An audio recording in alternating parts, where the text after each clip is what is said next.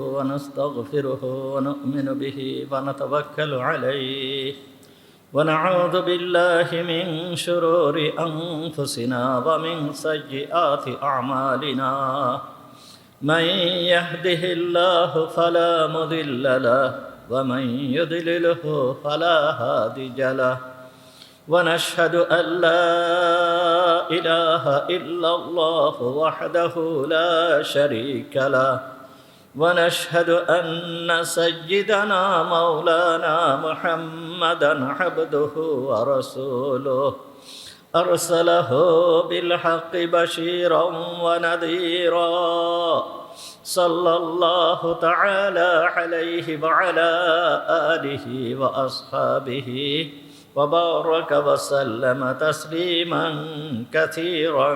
كثيرا أما بعد فأعوذ بالله من الشيطان الرجيم بسم الله الرحمن الرحيم قال أراغب أنت عن آلهتي يا إبراهيم لئن لم تنته لأرجمنك واهجرني مليا قال سلام عليك سأستغفر لك ربي إنه كان بي حفيا صدق الله العظيم ونحن على ذلك من الشاهدين والشاكرين اللهم صل على محمد وعلى آل محمد كما صليت على إبراهيم وعلى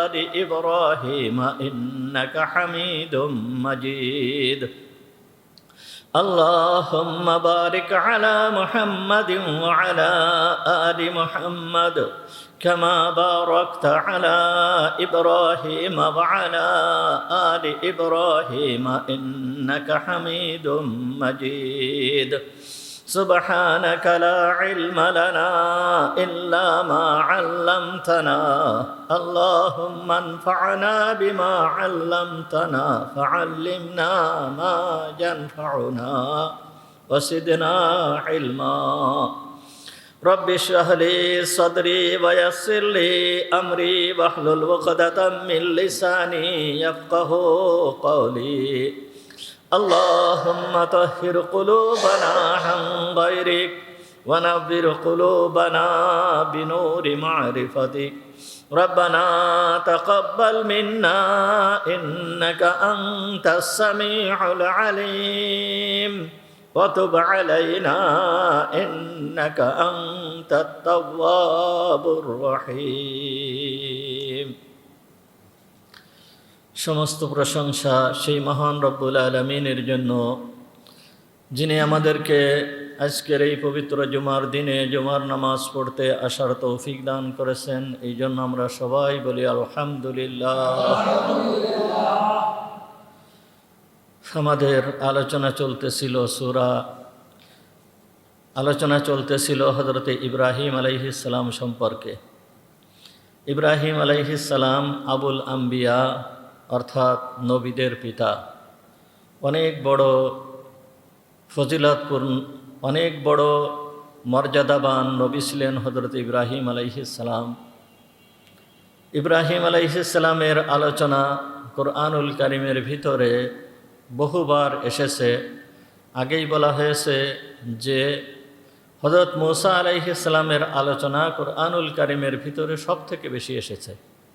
এরপরের নবী হযরতে ইব্রাহিম আলাইহিস সালাম। ইব্রাহিম আলাইহিস সালামের আলোচনা কোরআনুল কারীমের ভিতরে দ্বিতীয় নম্বর, অর্থাৎ মূসা আলাইহিস সালামের পরেই বেশি আলোচনা হয়েছে হযরতে ইব্রাহিম আলাইহিস সালামের। তো ইব্রাহিম আলাইহিস সালামের এই আলোচনা কোরআনুল কারীমের ভিতরে আল্লাহ তাআলা এত জায়গায় কেন করেছেন এর বহুত রহস্য রয়েছে। তার ভিতরের একটা রহস্য হচ্ছে যে আল্লাহ তাআলা হককে প্রতিষ্ঠিত করেন। যে কোনো মূল্যে যে কোনোভাবেই হক প্রতিষ্ঠিত হবেই হবে, এটা আল্লাহ তাআলার বিধান। হযরত ইব্রাহিম আলাইহিস সালামের দ্বারা আল্লাহ তাআলা সমগ্র দুনিয়ার ভিতরে একথা প্রমাণ করে দিয়েছেন যে হক একদিন না একদিন প্রতিষ্ঠিত হবেই হবে। হক যতই দুর্বল হোক, হকের যতই শক্তি না থাকুক, হককে যতই দুর্বল মনে হোক না কেন, কিন্তু হক একদিন প্রতিষ্ঠিত হবেই হবে। এটা হযরত ইব্রাহিম আলাইহিস সালামের মাধ্যমে আল্লাহ তাআলা প্রমাণ করিয়ে দিয়েছেন।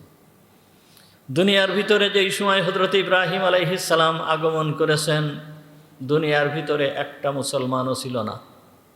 আল্লাহ তাআলা হযরত ইব্রাহিম আলাইহিস সালামকে নবী হিসাবে প্রেরণ করে আল্লাহ তাআলা সমগ্র জগৎবাসীকে কথা জানিয়ে দিয়েছেন যে দুনিয়া এবং আসমানের ভিতরে যত যা কিছু আছে, এরা কখনোই মাবুদ হতে পারে না, এরা কখনোই উপাস্য হতে পারে না। উপাস্য একমাত্র আল্লাহ, যেই আল্লাহর কোনো শরিক নাই, তিনি লা শরিক, তিনি অদ্বিতীয়। সুতরাং মাবুদ তিনিই হবেন। এই কথা আল্লাহ তাআলা দুনিয়ার ভিতরে প্রতিষ্ঠিত করে দেখাইছেন।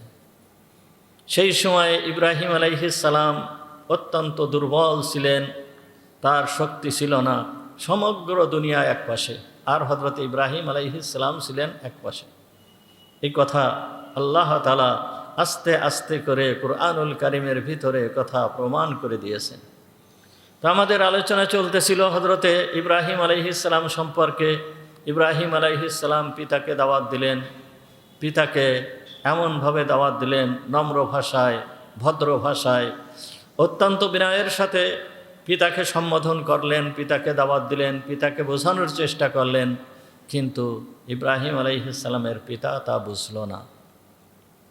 এখানে একটা বিষয় আমাদের লক্ষ্য রাখা উচিত যে যেই ব্যক্তি হযরত ইব্রাহিম আলাইহিস সালাম, তার মিশন কি? এর মিশন হচ্ছে আল্লাহর ওয়াহদানিয়াতকে, আল্লাহর দ্বীনকে দুনিয়ায় প্রতিষ্ঠিত করা।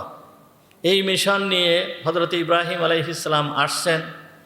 আর এর বিপক্ষে তার নিজের জন্মদাতা পিতা, এই জন্মদাতা পিতা আর হযরত ইব্রাহিম আলাইহিস সালাম দুইজন দুই মেরুর। কিন্তু উনি যে মিশন নিয়ে আসছেন, এই মিশনের সঙ্গে তার পিতার সঙ্গে, এই মিশনের ক্ষেত্রে তার পিতার সঙ্গে উনি বিন্দুমাত্র আপোষ করেন নাই, বিন্দুমাত্র আপোষ করেন নাই, সামান্যতম আপোষও করেন নাই। পিতাকে বোঝানোর চেষ্টা করছেন যে তুমি যেইটা করতেছো এইটা হক নয়, এটা বাতিল। তুমি যেই বিষয়ের উপরে আসো এই বিষয়টা সত্য নয়, এটা অসত্য, এইটা কখনোই ঠিক নয়। তুমি মূর্তির পূজা করতেছো, এটা ঠিক নয়।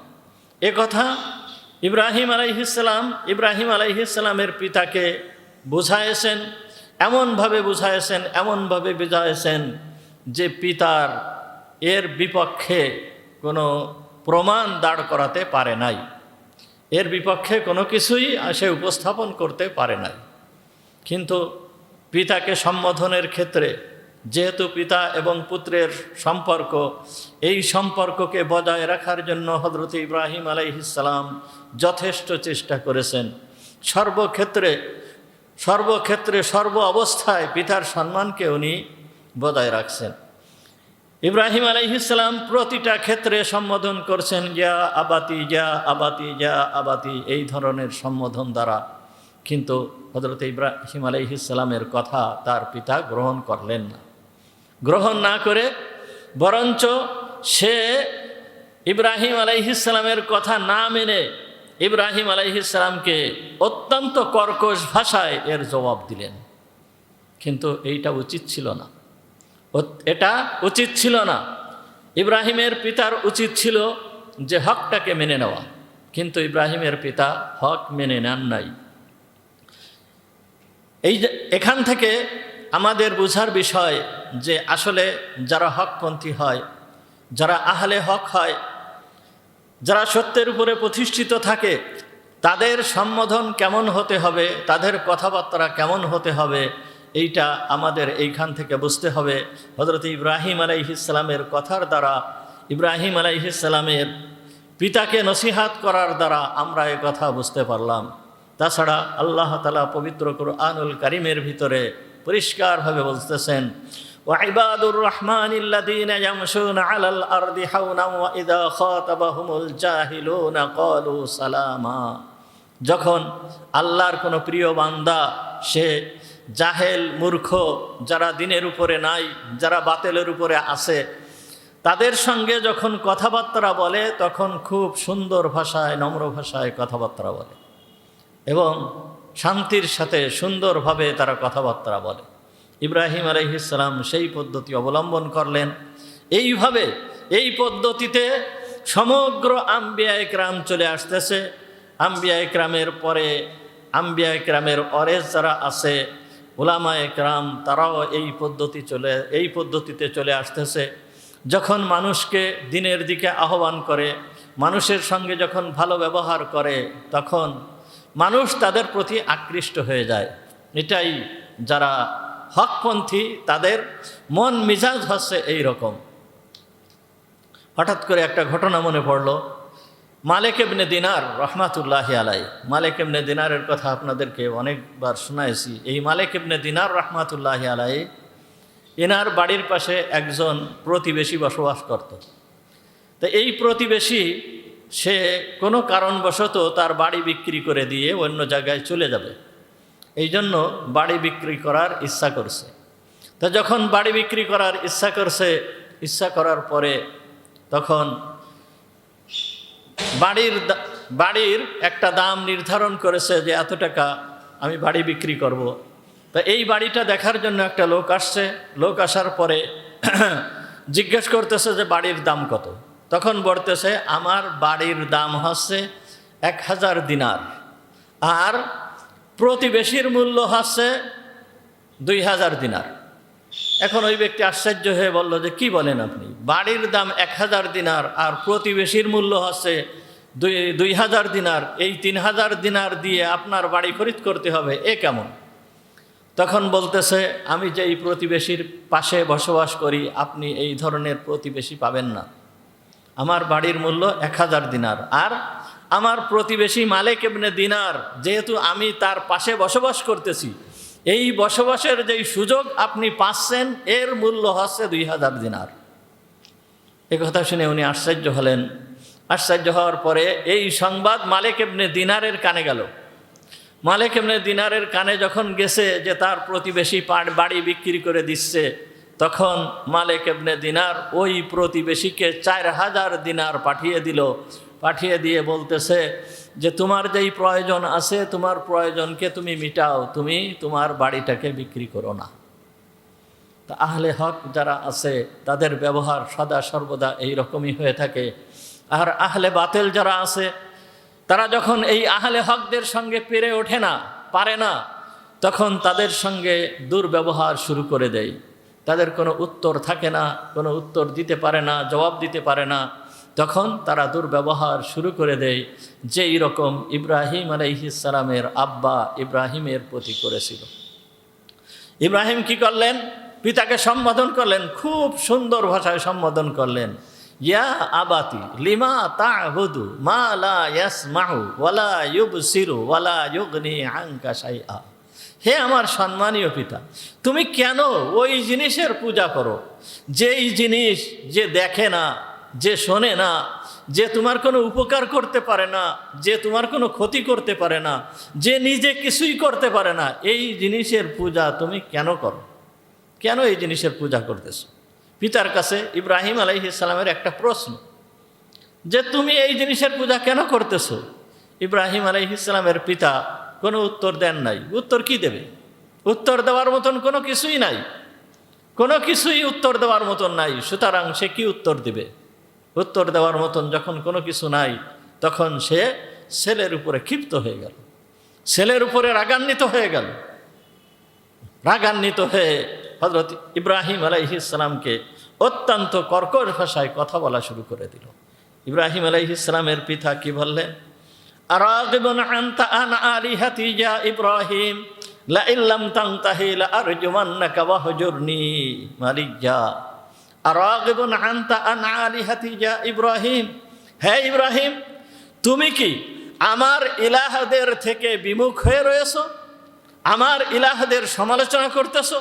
যদি তুমি এর থেকে নিবৃত না হও, যদি তুমি এর থেকে বিরত না থাকো, তাহলে সর্বপ্রথম কাজ হচ্ছে যে লা আরজুমান্নাক, অবশ্যই অবশ্যই আমি তোমাকে পাথরের আঘাতে তোমাকে শেষ করে দিব, পাথর মেরে তোমাকে আমি মেরে ফেলে দিব।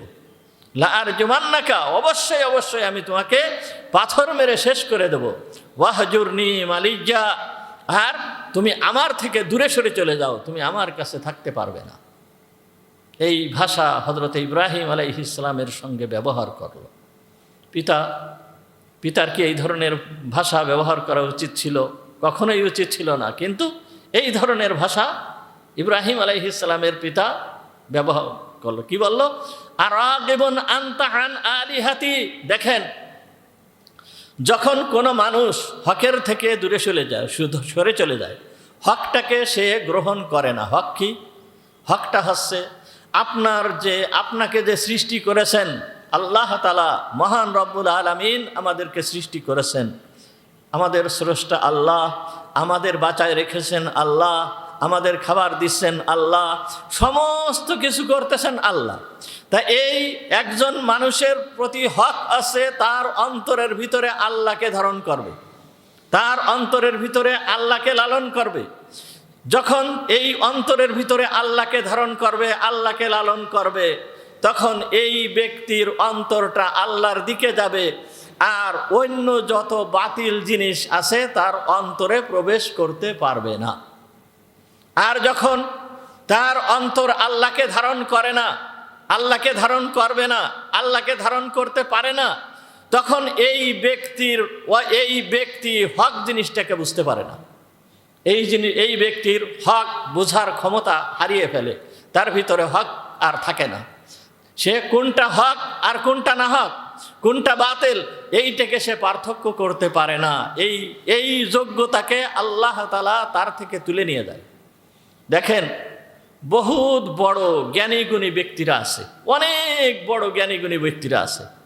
দেখেন, যেই সমস্ত ব্যক্তিরা আপনার এই সমস্ত গাছের পূজা করতেছে, তারকার পূজা করতেছে, চন্দ্রের পূজা করতেছে, মূর্তির পূজা করতেছে, এরা কি জানে না যে এইগুলোর কোনো ক্ষমতা নেই?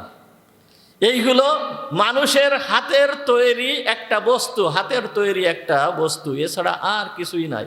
এগুলো উপকারও করতে পারে না, ক্ষতিও করতে পারে না, কোনো কিছুই করতে পারে না, কোনো ক্ষমতা নেই। আবার এক ঘটনা মনে পড়ে গেল, এক সাহাবীর ঘটনা। এক সাহাবী ইসলাম ধর্ম গ্রহণ করার পরে কয়েকজন সাহাবী মিলে একত্রিত হয়ে পরামর্শ আলোচনা করতেছে যে আমরা যখন ইসলাম ধর্ম গ্রহণ করিনি তখন আমাদের জীবনের উল্লেখযোগ্য কি ঘটনা আছে, আমরা এগুলো একটু আলোচনা করি। বিভিন্নজন বিভিন্ন ঘটনা আলোচনা করতেছে। এই করতে করতে একজন সাহাবী সে আলোচনা করতেছে, আমার জীবনের উল্লেখযোগ্য একটা বড় ঘটনা আছে। এ কি ঘটনা? তখন বলতেছে, আমি তো মূর্তিকে খুব ভালোবাসতাম। ওই মূর্তির নাম বলেছে, অমুক মূর্তিকে আমি খুব ভালোবাসতাম। তো যখন আমি বাড়ি থেকে বের হতাম তখন ওই মূর্তি আটা দিয়ে ওই মূর্তি বানিয়ে নিয়ে আমি বাড়ি থেকে বের হতাম। তো যখন বাড়ি থেকে বের হতাম, আটা দিয়ে ওই মূর্তি বানিয়ে নিয়ে বের হতাম, তো ওই মূর্তিটা আমার কাছে সব সময় থাকতো। কিন্তু এক জায়গায় ঘটনাক্রমে একদিন এমন এক জায়গায় গিয়েছি যেই জায়গায় খাবারের আর কোনো কিছু নাই। সেই যুগে তো আমাদের মতন এইরকম হোটেল ছিল না, বিভিন্ন জায়গায় খাবারের দোকান ছিল না, এই জন্য খুব কঠিন অবস্থায় পড়তে হতো। তা বলতেছে যে খাবারের মতন আর কোনো কিছু নাই, কোথাও কোনো খাবার পাই না। তখন আমি কি করলাম, ওই মূর্তিকে তো আমি বড় সম্মান করি, বড় সম্মানের সাথে রাখি, আমার ব্যাগের ভিতরে ওইটাকে খুব সুন্দরভাবে রেখে দেই। কিন্তু ক্ষুধা এমন লাগছে যে আমি আর সহ্য করতে পারতেছি না। তখন মূর্তিকে বের করলাম, বের করার পরে মূর্তির হাতটাকে ভাঙলাম, হাতটাকে ভেঙে খাওয়া শুরু করলাম। এরপরে তার আরেক হাত ভাঙলাম, আরেক হাত ভেঙে খাওয়া শুরু করলাম। এইভাবে করতে করতে করতে করতে সম্পূর্ণ মূর্তিটাকেই আমি নিজেই খেয়ে ফেলে দিলাম।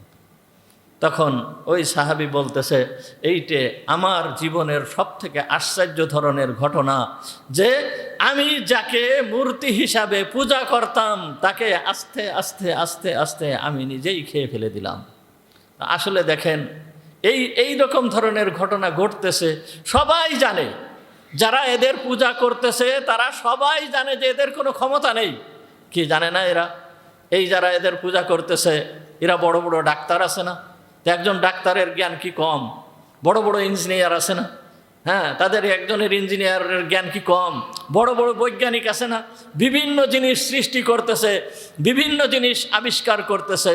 তা এই সমস্ত আবিষ্কারক যারা, এদের জ্ঞান কি কম? আল্লাহ এদের জ্ঞান কি কম দিয়েছে? না, আল্লাহ এদের জ্ঞান কম দেয় নাই। কিন্তু এইরকম হলো কেন? এইরকম হয়েছে কেন? যখন তারা হকের থেকে পিছপা হয়েছে, হকটাকে গ্রহণ করে নাই, হকটাকে ধারণ করে নাই। অন্তরের ভিতরে থাকবে কে? আল্লাহ।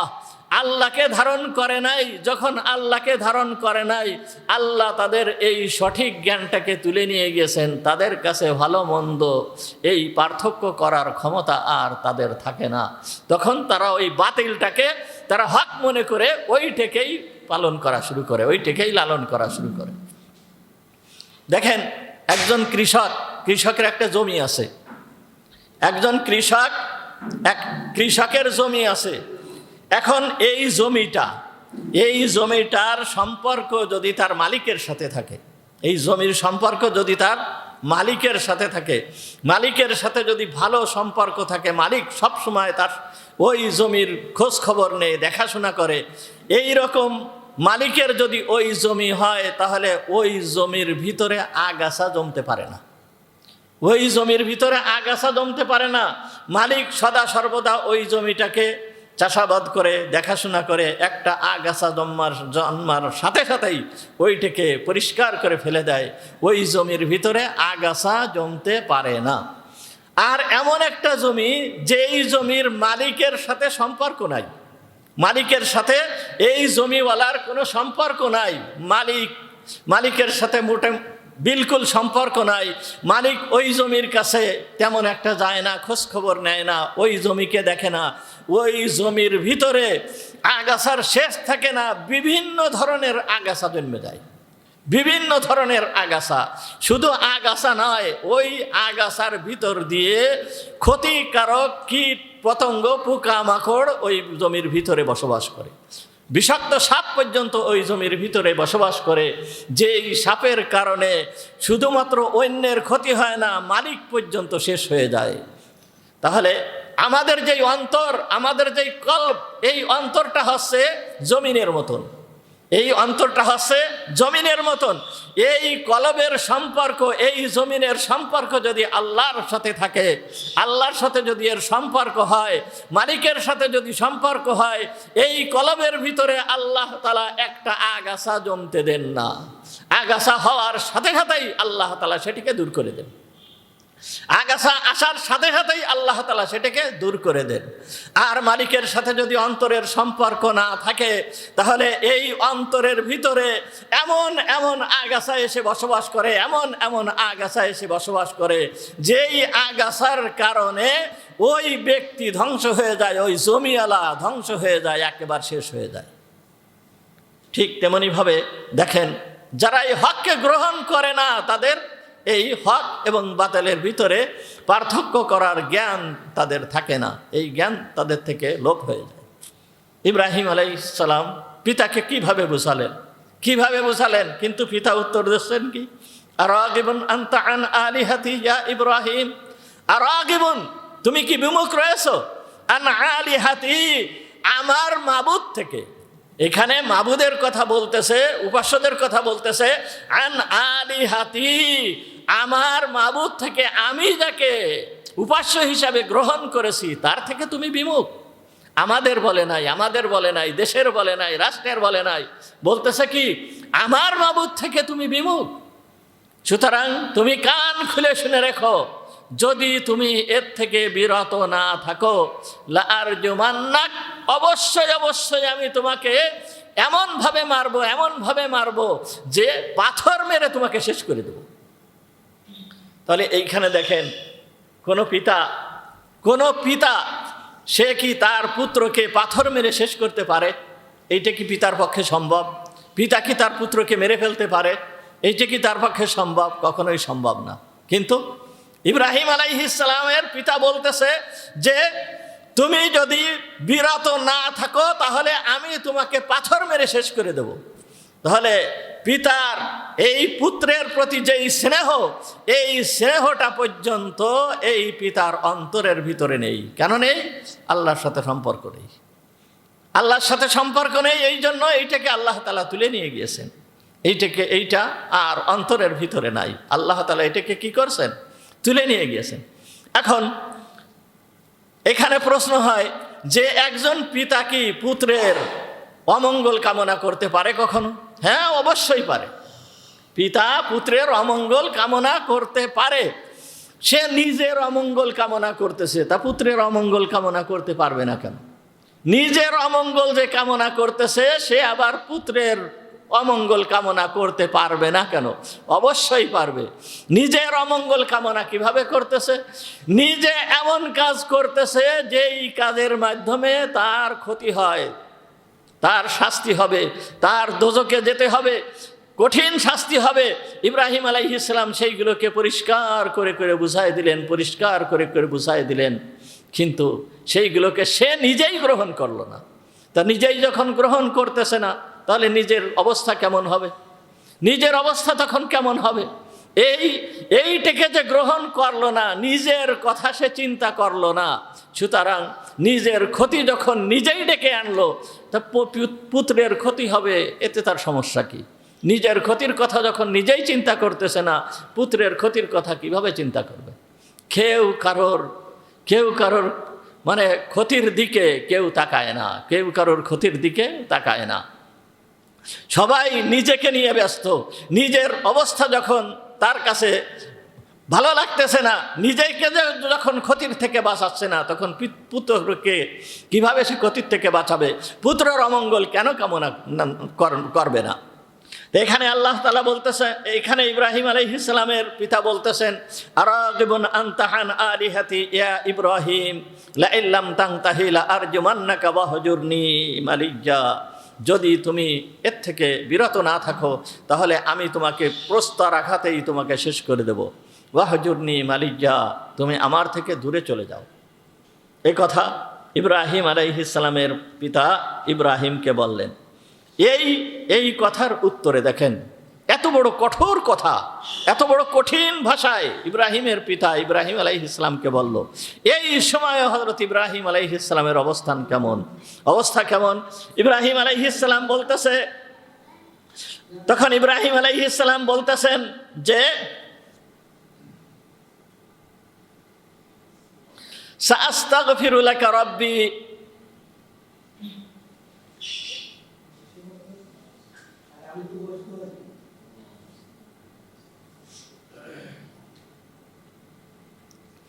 সাআস্তাগফিরু লাকা রাব্বি ইন্নাহু কানা বি হাফিজ্জা।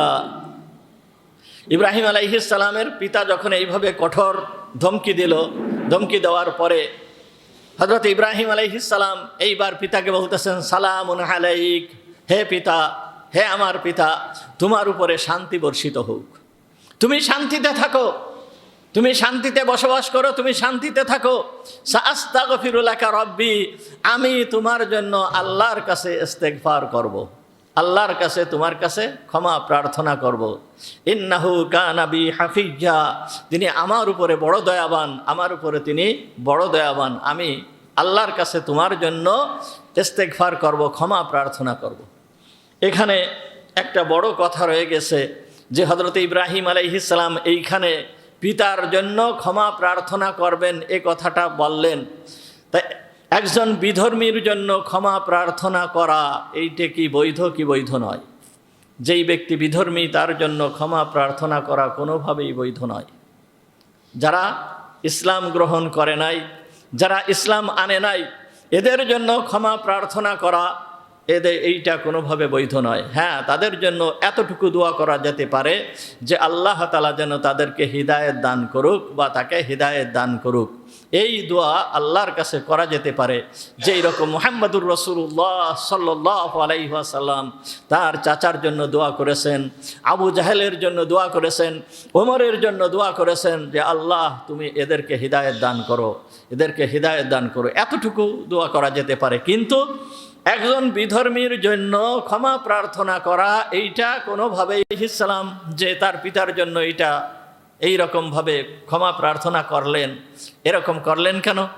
এইটা যেই সময় উনি ক্ষমা প্রার্থনা করেছেন তখন আল্লাহ তাআলা ইব্রাহিমকে জানাননি যে তার পিতা ঈমান আনবে না, এ কথা জানেন নাই, জানায়ে দেন নাই। যখন জানায়ে দিয়েছেন তখন হযরত ইব্রাহিম আলাইহিস সালাম পিতার জন্য আর ক্ষমা প্রার্থনা করেন নাই। এটাও কুরআনুল কারীমের ভিতরে পরিষ্কারভাবে সূরা তাওবার ভিতরে এসেছে, 164 নম্বর আয়াতের ভিতরে এসেছে, ওয়ামা কানা ইস্তিগফারু ইব্রাহিম আলি আবিহি ইল্লা আন মাউইদাতিন ওয়াহাদাহা ইজ্জাহু ফালাম্মা তাবায়্যানা লাহু আন্নাহু আদুউল্লাহ তাবাররা মিনহু। ফালাম্মা তাবায়্যানা, যখন এ কথা স্পষ্ট হয়ে গেল যে আন্নাহু আদুউল্লাহ, যে তার পিতা হচ্ছে আল্লাহর দুশমন, তাবাররা মিনহু, ইব্রাহিম আলাইহিস সালাম তখন এর থেকে বিরত থাকলেন। আর ইব্রাহিম আলাইহিস সালাম পিতার জন্য ক্ষমা প্রার্থনা করেন নাই।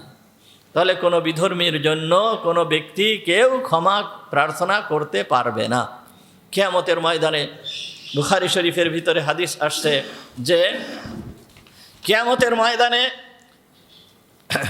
আবু হুরায়রা রাদিয়াল্লাহু তাআলা আনহু থেকে বর্ণিত, কিয়ামতের ময়দানে হযরত ইব্রাহিম আলাইহিস সালাম আজহারকে কিয়ামতের ময়দানে দেখবেন। দেখার পরে দেখবেন তার পিতার মুখে রয়েছে তার পিতার চেহারা মলিন, তার পিতার চেহারা বিষণ্ণ। এই রকম অবস্থা দেখে হযরতে ইব্রাহিম আলাইহিস সালাম তার পিতাকে বলবে, হে আমার পিতা, আলাম আকুল্লাকা লা তা'সিনি, হে আমার পিতা, আমি কি তোমাকে বলি নাই যে তুমি আমার নাফরমানি করবে না, আমার অবাধ্য হবে না? এই কথা আমি তোমাকে বলি নাই? তখন পিতা বলবেন যে আজকের দিন আর আমি তোমার নাফরমানি করব না, আজকের দিনের থেকে আমি তোমার সমস্ত কথা মেনে চলব। তখন হযরত ইব্রাহিম আলাইহিস সালাম বলবে, হে আমার রব, তুমি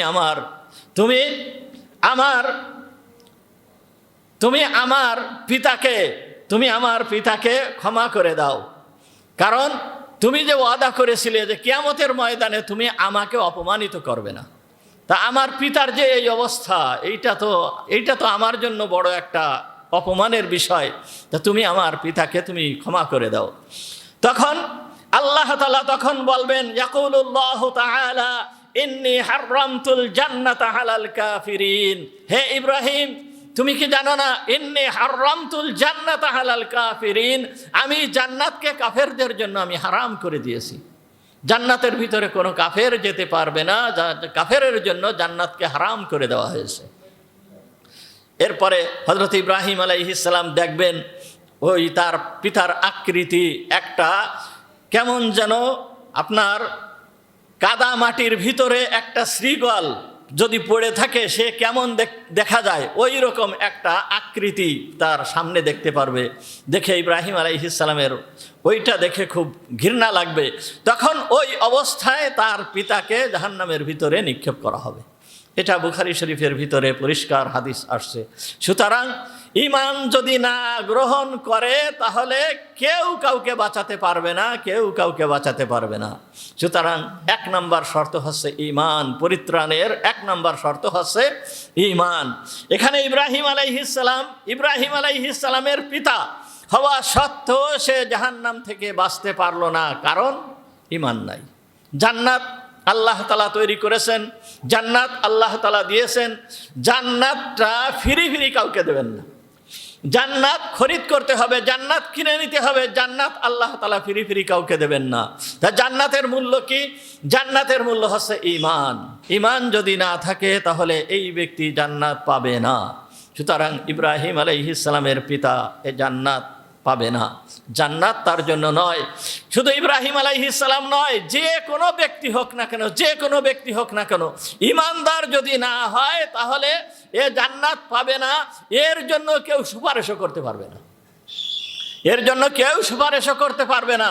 সুপারিশ পাওয়ার জন্য 1 নম্বর শর্ত হচ্ছে ঈমান। ঈমান আগে, ঈমান যদি না থাকে তাহলে এর কোনো মূল্য নেই, আল্লাহর দরবারে এর কোনো মূল্য নেই। নূহ আলাইহিস সালামের ছেলে কিনান, এও জান্নাতে যেতে পারবে না, জান্নাত পাবে না, এও পরিত্রাণ পাবে না। নূহ আলাইহিস সালামের স্ত্রী, এও পরিত্রাণ পাবে না। লূত আলাইহিস সালামের স্ত্রী যে ঈমান আনে নাই, এও পরিত্রাণ পাবে না, এও পরিত্রাণ পাবে না। লূত আলাইহিস সালামের সদা সর্বদা কাছে থেকে, সাথে থেকে, নবীকে পেয়ে, নবীর সোহবত পেয়ে যে ঈমান আনতে পারে নাই, এই ব্যক্তিকে জান্নাতে কখনোই আল্লাহ তাআলা জান্নাত দিবেন না, পরিত্রাণ পাবে না। যদি ঈমান আনতো তাহলে নবীর সুপারিশ তার জন্য গ্রহণযোগ্য হতো। ঈমান যদি না আনে, নবীর সুপারিশ গ্রহণযোগ্য না, কারোর সুপারিশ গ্রহণযোগ্য না, কেউ তার জন্য সুপারিশও করতে পারবে না। এমনকি আমাদের নবী মুহাম্মদুর রাসূলুল্লাহ সাল্লাল্লাহু আলাইহি ওয়াসাল্লাম এর প্রিয় চাচা, যেই চাচা দিনের জন্য এত কিছু করেছে, যেই চাচা দিনের জন্য এত কিছু করেছে, তার জীবনটাকে উৎসর্গ করে দিয়েছে। আবু তালেব এই দিনের জন্য, নিজের ভাতিজাকে সহায়তা করার জন্য তার জীবনটাকে উৎসর্গ করে দিয়েছে। কিন্তু এই আবু তালেব ঈমান আনে নাই, ঈমান আনে নাই। মৃত্যুর সময় যখন আসছে, মৃত্যুর সময় আসার সঙ্গে সঙ্গে মুহাম্মদুর রাসূলুল্লাহ সাল্লাল্লাহু আলাইহি ওয়াসাল্লাম পাশে চলে গেলেন। পাশে যেয়ে বলতেছেন, চাচাকে বলতেছেন, একেবারে ঝুঁকে যেয়ে, চাচার মাথার কাছে ঝুঁকে যেয়ে, মুখের কাছে ঝুঁকে যেয়ে বলতেছেন, কুল লা ইলাহা ইল্লাল্লাহ, হে আমার চাচা আপনি বলুন লা ইলাহা ইল্লাল্লাহ, উহাজি বিহি রব্বি, উহাজি বিকা রব্বি, আমি আমার রবের সাথে, তোমার এই ব্যাপারে রবের সাথে আমি ঝগড়া করব। তুমি একবার লা ইলাহা ইল্লাল্লাহ বলে যাও, তোমার পরিত্রাণের ব্যাপারে আমি আমার রবের সঙ্গে কথা বলবো, ঝগড়া করব, অন্তত এতটুকু তুমি বলে যাও। যখন এ কথা বললেন, ওই সময় পাশে আরও লোকজন বসা ছিল, সেই আবু জাহেল, উতবা, সাইবা, এরা সবাই বসা ছিল।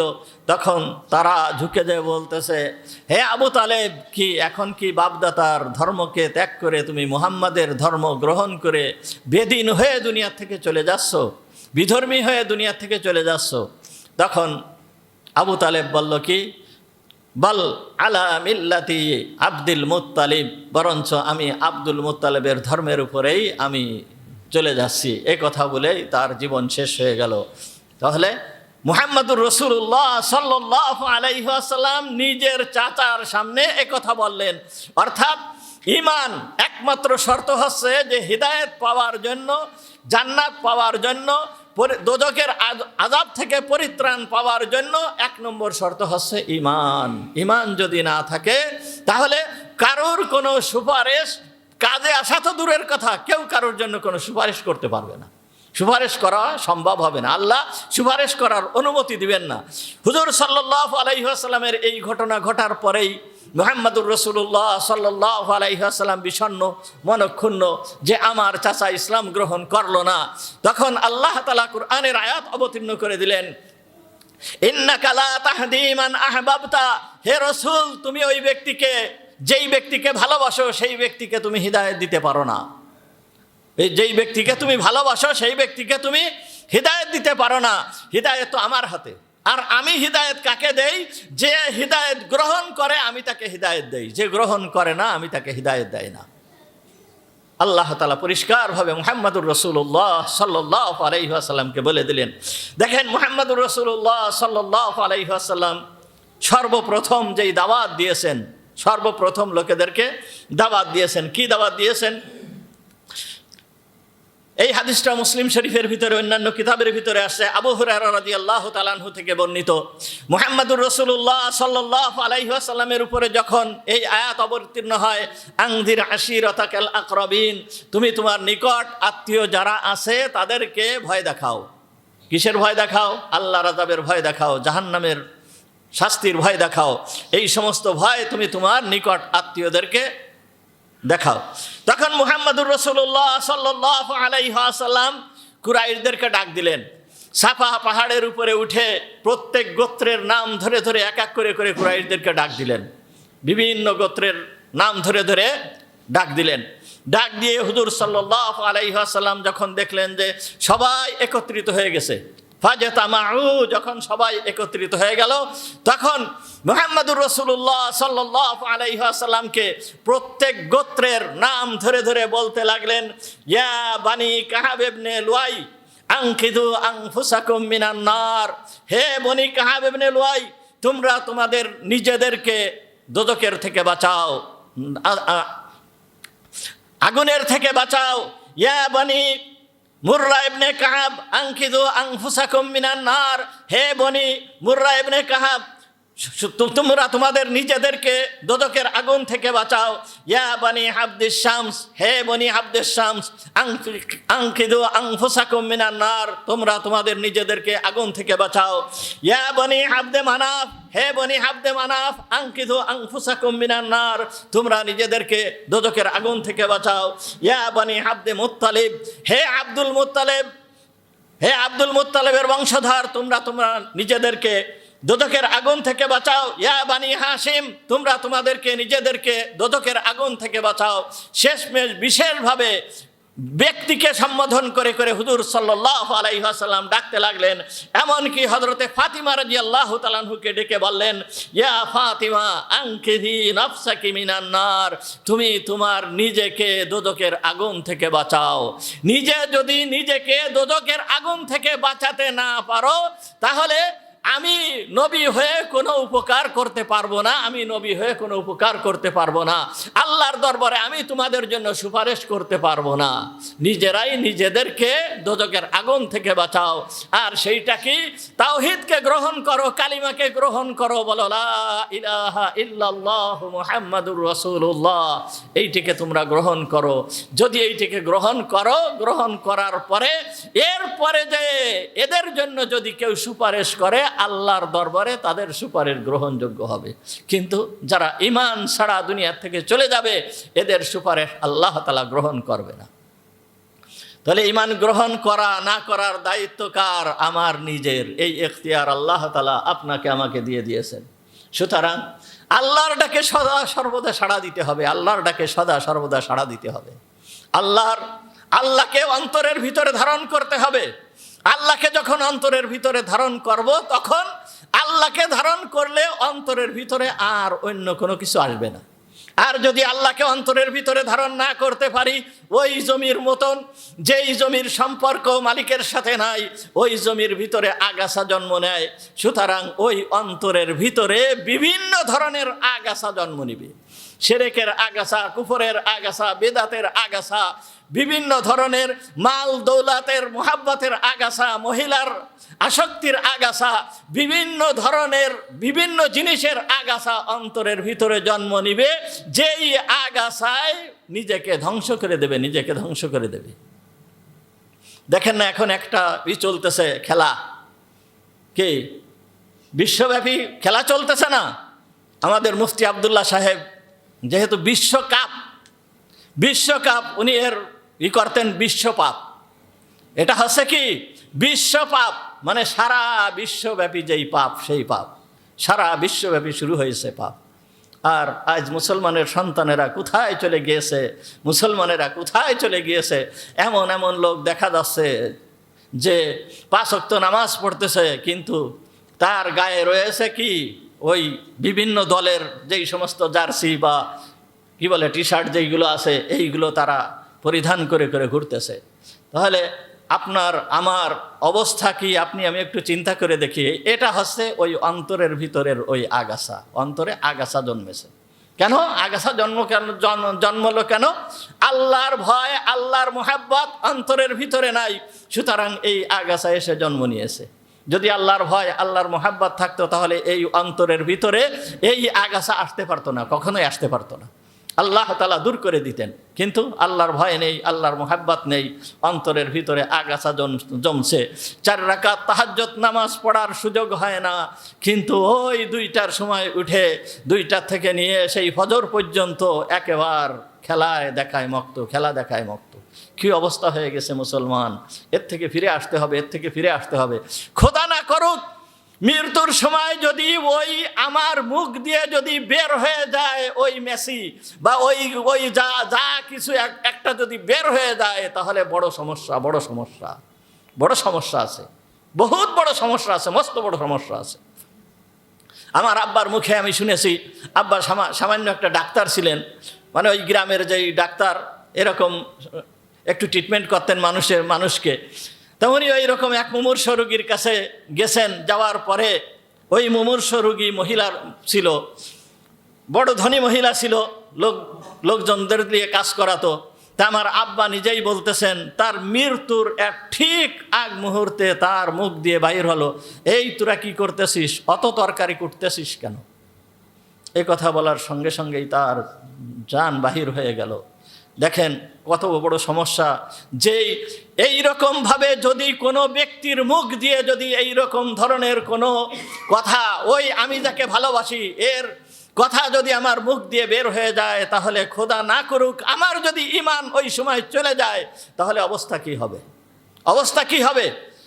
যেই ব্যক্তির শেষ বাক্য হবে লা ইলাহা ইল্লাল্লাহ দাখালাল জান্নাহ, যেই ব্যক্তির মুখ দিয়ে শেষ কলেমাটা বের হবে লা ইলাহা ইল্লাল্লাহ দাখালাল জান্নাহ, ওই ব্যক্তি জান্নাতে প্রবেশ করবে। দেখেন বড় বড় আলেম ওলামা যারা আছে তারা কথা বলতেছে, এমনকি এইরকম এই জুমার সময় বসে বসে ওয়াজ করতেছে, হয়তো সামান্য একটু এই ওয়াজ করা বন্ধ করেছে, এর ভিতর দিয়ে মুখ দিয়ে বাহির হয়ে যাচ্ছে লা ইলাহা ইল্লাল্লাহ, লা ইলাহা ইল্লাল্লাহ। আপনারা শুনে দেখেন, আমাদের খতিব বাইতুল মুকাররমের খতিব মুফতি আব্দুল মালিক সাহেব এই জুমার বয়ান করতেছেন, এর ভিতর দিয়ে 1 মিনিট, হয়তো 1 মিনিট না, কয়েক সেকেন্ড এই কথা বলা অফ করছে, এর ভিতর দিয়ে বাহির হচ্ছে মুখ দিয়ে লা ইলাহা ইল্লাল্লাহ। এক ব্যক্তি ওনাকে জিজ্ঞেস করেছিল যে হুজুর, আপনার মুখ দিয়ে দেখি সবসময় লা ইলাহা ইল্লাল্লাহ বের হয়, এর কারণ কি, এর রহস্য কি? তখন উনি বলছে যে আমি তো জানি না কোন সময়ে আমার মৃত্যু চলে আসে, তাই আমি অভ্যাস করি যে মৃত্যুর সময়ও যেন এই কলেমাটা আমার মুখ দিয়ে বাহির হয়ে যায়, এই কলেমাটা যেন আমি ভুলে না যাই, মৃত্যুর আগ মুহূর্তেও যেন আমার মুখ দিয়ে বাহির হয় লা ইলাহা ইল্লাল্লাহ।